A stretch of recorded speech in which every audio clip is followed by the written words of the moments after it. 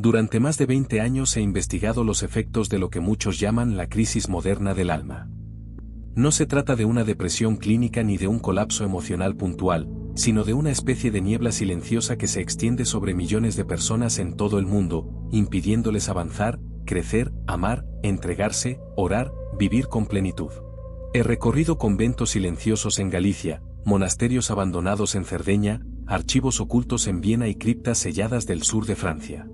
He caminado entre los estantes polvorientos del archivo secreto del Vaticano, donde el tiempo parece inmóvil, detenido entre documentos sellados con cera y escritos de mártires olvidados. He asistido a vigilias en capillas rurales donde las lágrimas caen con la misma frecuencia que las velas se consumen, y he escuchado, confesión tras confesión, los ecos de un mal que se repite bajo distintas formas y nombres. A veces llega como cansancio, otras como distracción. A veces se disfraza de perfeccionismo, de ansiedad, incluso de espiritualidad mal entendida. Pero siempre actúa igual, inmoviliza, paraliza, convierte cada pequeño acto de bondad en un proyecto sin fecha. Y aún así, nunca me había encontrado con un enemigo tan sutil, tan silencioso y tan universal. Hoy quiero contarte una historia verdadera en su esencia, aunque muchos se nieguen a aceptarla. Una historia que comienza como tantas otras, con una persona ordinaria, en una vida común, pero que esconde un conflicto espiritual más profundo del que nos atrevemos a reconocer. Esta no es una historia de posesiones espectaculares ni de milagros estruendosos. No hay gritos, no hay cabezas girando, no hay objetos levitando. Esta es una historia más inquietante, precisamente porque es silenciosa. Es la historia de cómo Dios, sin hacer ruido, puede acabar con algo que ha enraizado profundamente en nuestras vidas, la procrastinación. Pero no como tú crees. Vivimos en una era dominada por pantallas, notificaciones, horarios superpuestos y expectativas que nos devoran desde que abrimos los ojos. La palabra procrastinación suena moderna, casi tecnológica. Es un término que usamos cuando pasamos demasiado tiempo en el móvil, cuando dejamos tareas para mañana, cuando posponemos lo inevitable. Pero esa es solo la superficie. Porque bajo ella hay algo mucho más antiguo, más espiritual, más peligroso. Algo que no se resuelve con una agenda digital ni con técnicas de productividad. Algo que no tiene que ver con el tiempo, sino con el alma. Yo lo aprendí, a la fuerza, hace años, cuando me encontré con un caso que cambió radicalmente mi forma de ver el mundo. Fue en el monasterio de San Vicente del Silencio. Un lugar que no aparece en mapas turísticos. Perdido en las montañas de León, rodeado de niebla y silencio. Para llegar allí, uno debe atravesar caminos de tierra, cruzar un bosque cerrado y dejar atrás toda señal de teléfono o internet. Aquel monasterio, fundado en el siglo XV por monjes recoletos expulsados de Castilla, había sido durante siglos un bastión de oración profunda, de reclusión voluntaria, de contemplación perpetua. Pero en el año 2017, algo ocurrió allí que aún se recuerda con temor. Me llamaron una tarde de marzo. El mensaje era breve, casi urgente. Necesitamos a alguien que entienda la dimensión espiritual del tiempo. Lo firmaba Fray Rafael, un monje al que había entrevistado 5 años antes para un reportaje sobre el silencio como resistencia espiritual en tiempos de ruido. Un hombre sabio, de pocas palabras, con una mirada que parecía ver más allá de lo evidente. Acepté sin pensarlo. Al llegar al monasterio, lo primero que noté fue que el aire tenía una densidad distinta. No era humedad. No era frío. Era otra cosa. Como si cada molécula del ambiente estuviera impregnada de una quietud forzada. Era como si el tiempo mismo, dentro de esos muros de piedra, se hubiese roto. Una lentitud espiritual que no provenía de la paz, sino de la descomposición. Fray Rafael me recibió con su túnica raída, sus sandalias gastadas, y esa mirada honda que solo tienen los que han vivido mucho en el interior. No hablamos durante los primeros minutos. Me condujo directamente a la biblioteca. Allí, el silencio era tan espeso que el crujido de las maderas bajo nuestros pies parecía un grito. Sobre la mesa principal, iluminado por la luz temblorosa de un farol antiguo, descansaba un cuaderno envejecido, con las esquinas mordidas por el uso y la humedad. Era el diario de Fray Gabriel. Fray Gabriel era uno de los hermanos más jóvenes del monasterio. Tenía 29 años. Había entrado con una vocación ardiente, según me contaron. Firme, comprometido, generoso. Pero hacía pocos días, lo habían encontrado postrado frente al altar mayor. No dormido. No rezando. sino como petrificado, con los ojos abiertos, clavados en el sagrario. El rostro pálido, sin expresión. Y, lo más extraño, una respiración casi imperceptible, como si estuviera suspendido entre la vida y la muerte. Médicamente estaba estable, pero espiritualmente, ausente. Según el diario, los días previos a ese estado habían estado marcados por un fenómeno que al principio nadie entendió. En sus escritos, Gabriel hablaba de un cansancio inexplicable. De distracciones cada vez más frecuentes. De pensamientos que lo interrumpían justo al comenzar a orar. Ideas sin forma, pero persistentes. Sensaciones de que todo lo que hacía era inútil. Y sobre todo, una voz. Una voz suave. Muy suave. Pero constante. Decía cosas como: no es el momento. Descansa primero. Mañana podrás hacerlo mejor. No estás preparado. Dios no necesita tu esfuerzo hoy. Pero lo más perturbador era lo que escribió en las últimas páginas. Hoy, otra vez, no hice nada. Siento que el día ha pasado como un suspiro. Quise rezar, pero no pude. Me senté frente al altar, pero el silencio me dolió. Quise escribir, pero las palabras no llegaban. Cada vez que intentaba levantarme, una sombra invisible me tomaba del brazo y me decía: todavía no. Mañana será mejor. Me ha dicho su nombre. Lo repite cada noche, demora. Esa palabra me estremeció. No por su forma, sino por lo que significaba. Demora. No era un simple concepto. Era una presencia. Un nombre propio. Un ente. Un susurro con voluntad. Decidí investigar. En los días siguientes hablé con exorcistas conocidos, con teólogos, con expertos en espiritualidad monástica. Incluso escribí al padre Andrei Kalin, un monje ortodoxo del monte Athos, conocido por sus estudios sobre los demonios del desierto. Todos me dijeron lo mismo, con variaciones. La mayor batalla espiritual de nuestra era no se libra en escándalos ni en herejías. Se libra en la incapacidad de actuar. En la mentira del todavía no. Y eso tiene nombre. Los padres del desierto lo llamaban acedía. Pero algunos, sobre todo en las ramas orientales de la espiritualidad, lo consideraban una entidad espiritual, un demonio menor, astuto, que atacaba sin ruido. Era el demonio de la lentitud. De la duda disfrazada de prudencia. De la excusa envuelta en espiritualidad. No venía con tentaciones sexuales ni con blasfemias abiertas. Venía con bostezos. Con suspiros. Con pensamientos del tipo: relájate. No te fuerces. Dios lo entenderá. Hoy no. Era, sin duda, el demonio de la procrastinación. Y si algo había aprendido en mis años de investigación, es que los demonios más peligrosos no son los que se manifiestan con violencia. Son los que no se dejan ver. Pero no todo estaba perdido. Porque fue precisamente en ese monasterio, en medio de la niebla, del letargo, del silencio espeso, donde vi cómo Dios puede irrumpir con una sola palabra.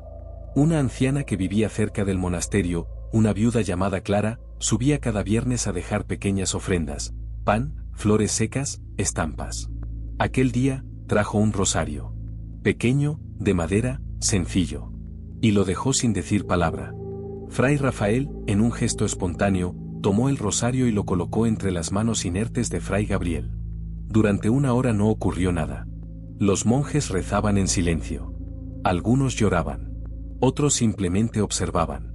Y entonces, ocurrió. Una lágrima descendió por el ojo izquierdo de Fray Gabriel. Luego otra. Y otra. Y otra. Hasta que, con un susurro tan tenue que apenas fue audible, pronunció una palabra. Ahora. No dijo ayuda. No dijo gracias. No dijo Dios. Dijo, ahora. Esa fue su primera palabra tras días de letargo. Y fue también su primera victoria sobre la sombra.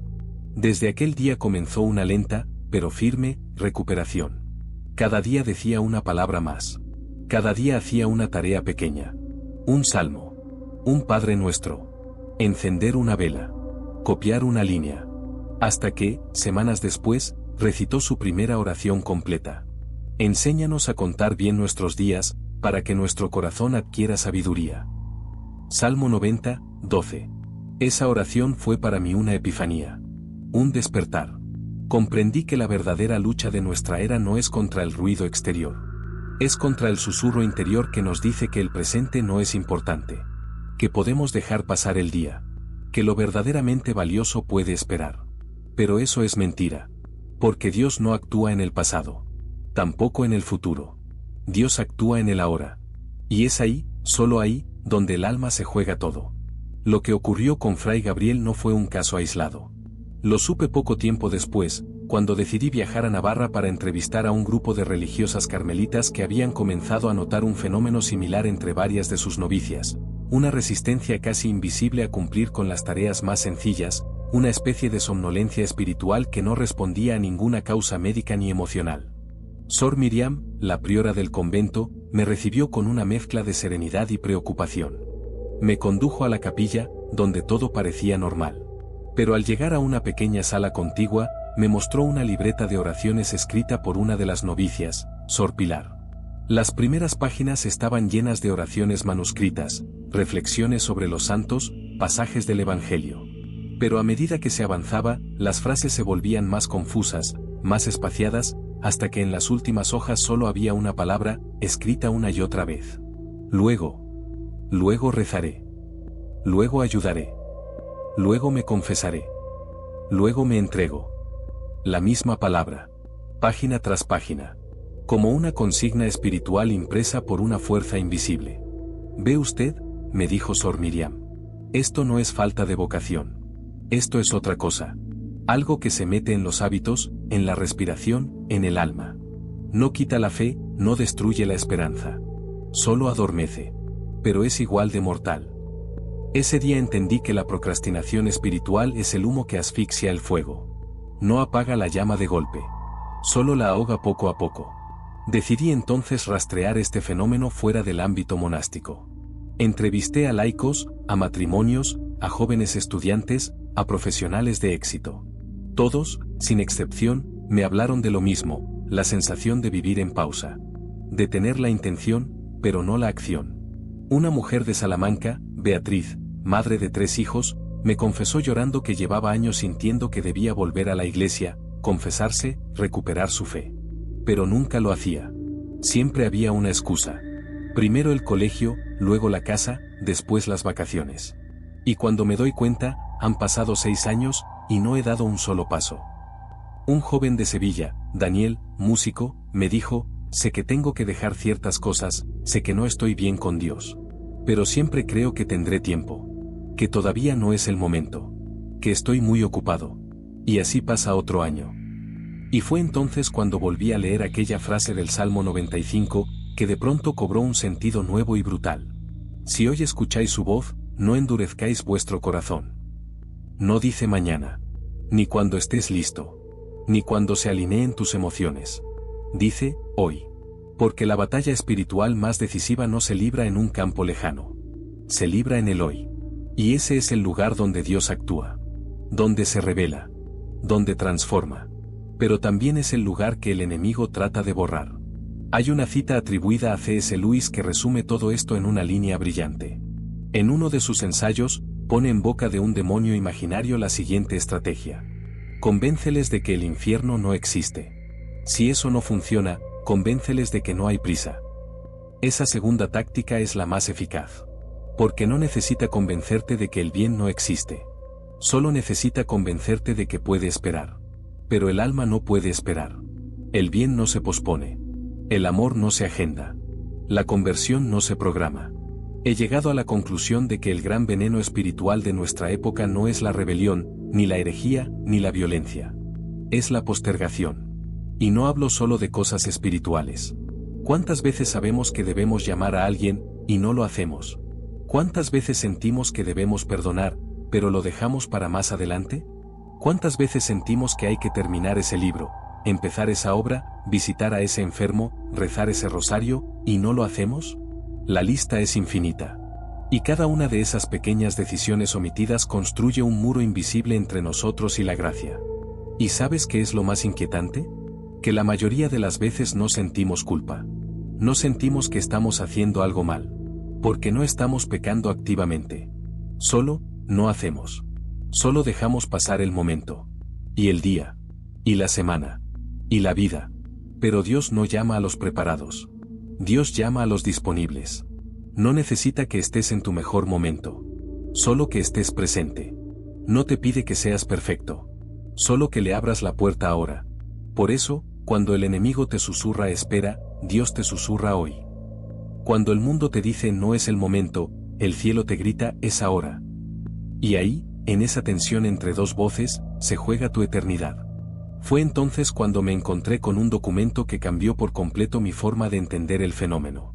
Se trataba de un informe interno, nunca publicado, del Centro de Acompañamiento Espiritual San José, con sede en Arequipa, Perú. En él se recogían testimonios de más de 400 personas acompañadas durante un retiro de sanación interior. El dato que me dejó sin aliento fue este: más del 85% de los participantes no padecían un pecado grave concreto, sino una especie de estancamiento persistente. Un estancamiento invisible. Todos habían sentido durante años el impulso de actuar, de rezar más, de amar más, de servir más, de dejar un pecado venial, de confesar una herida, pero lo habían postergado indefinidamente. Y lo más desconcertante es que todos, sin excepción, reconocían haber escuchado una frase idéntica en su interior: todavía no estás listo. Era como una voz universal, repetida, calcada. Y entonces entendí, lo que parecía un problema individual, emocional o psicológico, tenía una raíz común. No era simplemente debilidad humana. Era una operación espiritual. Una interferencia. Uno de los sacerdotes que firmaban el informe, el padre Rodrigo Montalvo, escribió lo siguiente: hemos detectado un patrón. No se trata de rebeldía contra Dios, sino de parálisis disfrazada de humildad. Personas que dicen, no soy digno, aún no puedo, debo esperar a sentirlo. Y lo que parece humildad, en realidad es miedo. Miedo inspirado por una voz que no viene del cielo. Estas palabras me taladraron el alma. Porque yo también he dicho muchas veces esas frases. Yo también he pospuesto actos buenos pensando que era prudente. Pero tal vez era obediencia a una voz equivocada. El siguiente paso de mi investigación me llevó al Líbano. En un pequeño monasterio maronita, conocí al padre Elías, un anciano que había pasado más de 60 años en oración y silencio. Le conté todo lo que había descubierto, buscando su confirmación o su corrección. Él escuchó sin interrumpirme. Luego, en perfecto español, me dijo algo que quedó grabado para siempre en mi memoria. El demonio del luego es más eficaz que el demonio del pecado. Porque no necesita seducirte. Solo necesita detenerte. Un alma detenida, que no avanza hacia Dios, es un alma que retrocede sin saberlo. Le pregunté si había alguna forma concreta de combatirlo. Asintió, y me miró con seriedad. La única manera es actuar en el presente. Aunque sea una acción mínima. Una oración, una palabra, un paso. El mal se alimenta de tu inercia. Pero se debilita con tu primer, sí, punto. Recordé entonces el caso de Fray Gabriel. El silencio, el letargo, la parálisis, y aquella única palabra que rompió la cadena, ahora. Y entendí que esa palabra, dicha con fe, es un exorcismo. Desde entonces, comencé a experimentar algo que nunca había sentido antes. Cada vez que me levantaba a rezar cuando no me apetecía, cada vez que decidía actuar cuando todo en mí decía espera, sentía como si una puerta se abriese en lo invisible. Como si la obediencia al momento presente activara una gracia escondida. Porque eso es lo que nadie dice: el cielo se activa cuando uno actúa. El tiempo no es neutro. Cada instante contiene un potencial de eternidad. Y quien lo deja pasar, pierde algo que jamás podrá recuperar. El Evangelio está lleno de llamados al hoy. Jesús no decía, cuando tengas ganas, sígueme. Decía, sígueme. Punto. En el Apocalipsis se lee, estoy a la puerta y llamo. No dice llamaré mañana. Dice que llama ahora. ¿Y qué ocurre si no abrimos? Nos acostumbramos al llamado. Se convierte en ruido de fondo. Y un día, ya no lo oímos más. Ese es el verdadero peligro de la procrastinación espiritual. No solo que no hagamos el bien, sino que nos volvamos incapaces de distinguir cuando es Dios quien llama. Y por eso digo, con toda la fuerza que me da la fe, que Dios quiere acabar con tu procrastinación. No por productividad. No por eficiencia. Sino porque te ama. Y el amor no espera. Durante mucho tiempo, la Iglesia ha hablado del pecado de omisión. Pero pocos comprenden realmente su gravedad. No se trata solo de no ayudar al necesitado o de no actuar frente al mal.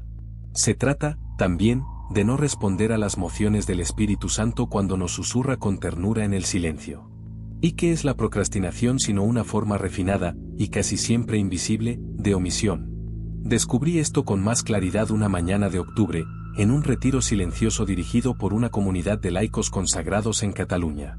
Me invitaron a dar una charla sobre el tema. Al terminar, una joven madre de familia, Marta, se me acercó con los ojos llenos de lágrimas. No he matado. No he robado. No he hecho daño a nadie. Pero me he pasado años sabiendo que debía volver a confesarme, y no lo hacía. Sentía que debía llamar a mi padre para reconciliarnos, y nunca lo hice. Él murió el año pasado. Sin hablar. Sin perdonarnos. Y ahora solo me queda el eco del luego. De lo que no hice. No pude decirle nada. Solo la abracé. Porque entendí que hay heridas que no se cierran con consejos, sino con conversión. A los pocos días me escribió. Había hecho su confesión completa. Había comenzado a asistir a misa cada domingo. Y me dijo algo que me hizo temblar. Dios no me ha quitado la tristeza. Pero me ha devuelto la paz. Y sobre todo, me ha devuelto el ahora, punto. Y ahí lo comprendí todo. La procrastinación espiritual es un hurto continuo del presente. Es una falsificación de la esperanza. Es una renuncia lenta, disimulada, a la gracia de cada instante. Y lo más tremendo es que se presenta como algo amable, inofensivo, incluso lógico. Todavía no es el momento. Primero ordena tu vida. Cuando estés más centrado.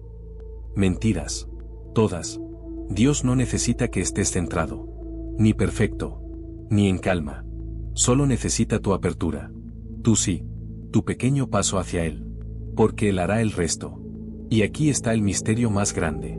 Cada vez que alguien decide dar un paso en el presente, por pequeño que sea, Dios irrumpe. Un Ave María dicho con distracción. Un rosario incompleto. Una visita rápida al Santísimo. Un perdón ofrecido sin ganas. Un mensaje de reconciliación enviado con miedo. Todo eso, cuando se hace en el ahora, desata una fuerza espiritual incalculable. Porque el cielo no se mueve por el éxito de tus actos, sino por su obediencia.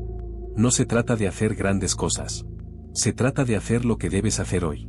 Y eso basta para romper la cadena. He visto matrimonios salvarse por una decisión en el presente. He visto vocaciones resucitar por una oración hecha sin ganas. He visto conversiones nacer en medio de la indiferencia, solo porque alguien dijo, ya basta. Hoy empiezo. Por eso, si estás viendo esto, escucha bien. Esto no es un vídeo de YouTube. No es solo una historia más. Es un llamado. Un susurro. Una señal. Tal vez Dios ha permitido que escuches esta historia porque hoy quiere liberarte de la sombra de la demora. Tal vez esta es tu oportunidad para decir ahora. No mañana. No después. Ahora. Porque cuando Dios actúa, no lo hace con fuegos artificiales.